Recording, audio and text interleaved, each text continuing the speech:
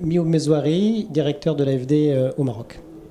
Écoutez, je suis ravi de participer à cet atelier, donc cet atelier organisé par l'IRES et qui réunit l'ensemble des membres du groupe principal des partenaires, donc au fond la communauté des bailleurs de fonds, pour s'interroger sur un débat qui est un débat hautement d'actualité, qui est celui de quel modèle de développement pour le Maroc.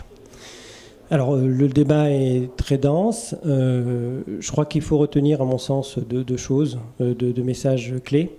Le premier, c'est que, d'une certaine manière, et en réalité, le Maroc a un modèle de développement, puisque son modèle de développement s'inscrit dans une trajectoire, avec ses spécificités, mais qu'il est important, au fond, de s'interroger sur que sera le Maroc dans les prochaines décennies, que sera le Maroc en 2050.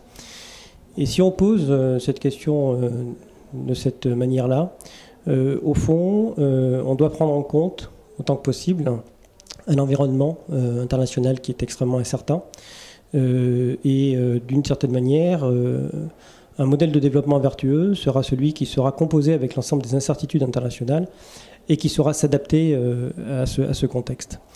Donc le Maroc doit rechercher dans ce cadre-là, au fond, à la fois ces facteurs, ces déterminants qui vont lui permettre cette résilience, qui vont lui permettre cette adaptation. Et cela passe d'une certaine manière par trois déterminants extrêmement forts. Le premier, c'est bien sûr le capital humain.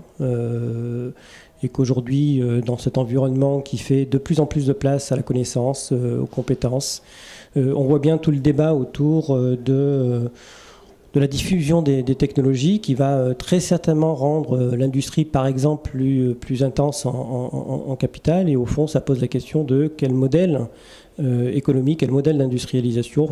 Faut-il un modèle intensif en facteur de travail ou au contraire intensif en facteur capital?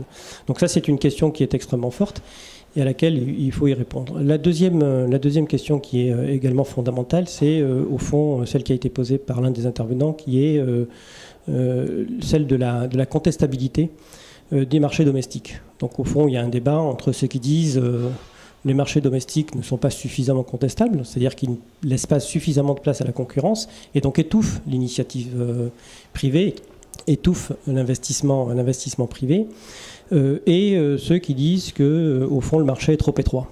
Donc là, il y a peut-être une équation à trouver à travers les marchés régionaux. Donc au fond, aujourd'hui, quelle insertion du Maroc à la fois dans l'espace international, mais aussi à la fois dans l'espace régional, et puis bien entendu dans l'espace continental. Et puis troisième élément qui est effectivement fondamental, qui est au fond, on a des évolutions longues sur le plan démographique. Alors effectivement, je comprends qu'on focalise aujourd'hui beaucoup sur la place des jeunes, et c'est vrai, c'est une question fondamentale, donc comment s'insèrent les jeunes aujourd'hui dans la société. Mais un pays comme le Maroc a engagé sa transition démographique il y a déjà quand même plusieurs décennies. Et qu'au fond, les 3 prochaines décennies seront sans doute celles à la fois d'une problématique d'insertion des jeunes sur le marché du travail, mais aussi de pouvoir permettre aussi aux plus âgés de pouvoir s'insérer socialement. Donc ça pose la question au fond de la cohésion sociale. Comment réinventer le pacte social, le contrat social, qui est à la fois entre ceux qui gagnent, enfin, ceux qui ont les revenus les plus élevés et ceux qui ont les revenus les moins élevés, mais aussi quel pacte social, quel contrat social entre les générations. Et donc ça pose clairement la question de la cohésion sociale.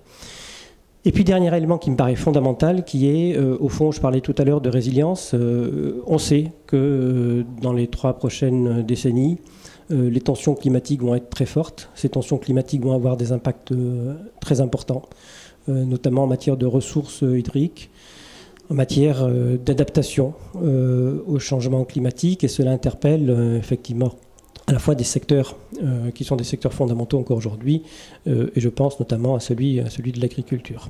Donc au fond, vous voyez qu'il y a un ensemble de problématiques qui sont extrêmement interliées, extrêmement complexes, et que au fond, ce n'est pas sur la base du Maroc d'aujourd'hui ou du Maroc d'hier qu'il faut se poser les questions, mais c'est bien sur le Maroc à horizon 2050.